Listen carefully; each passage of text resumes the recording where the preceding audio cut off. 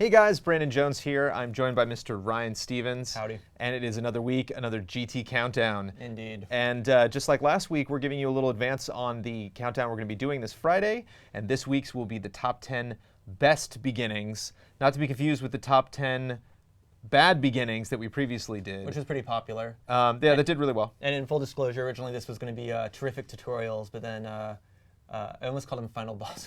Kyle Bossman pointed out that no one would ever want to click on that, and I'm an idiot.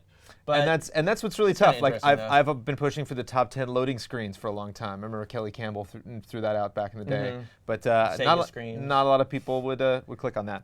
But there were, I mean, this was a huge list that I at least went into. It didn't take me long to come up with a lot of the openings that I remember.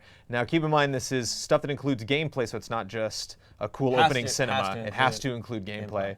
And that's a big part of it, you know, like how did it really introduce you to the concept of the game? And so it was kind of tough to figure out like where that end point was, like what actually constituted the opening. It was also funny because some games have like opening levels, and it made it really easy to determine. Some games are a little more non-linear, so it's like, oh, what can you really say is the opening? Well, some other games we were kind of making arguments. Well, is the opening to this point or to this point? This game has two openings.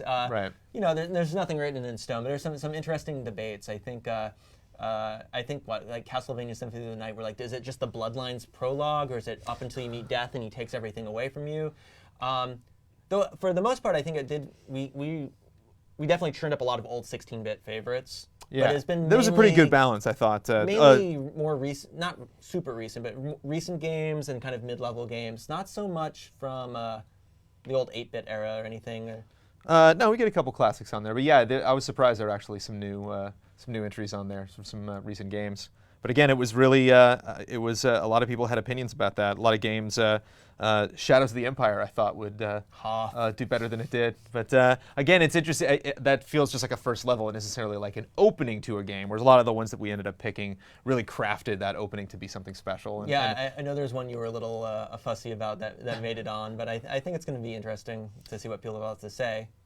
And speaking of what people have to say, as always, we want you to tune in on Facebook and let us know your opinions of what you think the best openings are. And this is a very popular countdown. This is something that people have definitely done before. So I'm sure you probably have your picks already borrowed from another countdown you disagreed with. There'll be a link right here-ish. It will, unless you're on Xbox or iOS. That's true. And then it's just the bottom of your device or television that you just pointed out. What do you have going on down there? Exactly.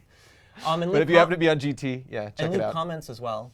Yeah, of course. If anyone has something good to say. Again, a lot of this is not only a part of the discussion, but goes into how we pick these lists. The list we're working on this week, the list we're working on for the next week. We'll always suggest or accept suggestions for future countdowns that we can do. So get a part of the conversation and join us on Facebook and check out the video this Friday, Top 10 Best Beginnings.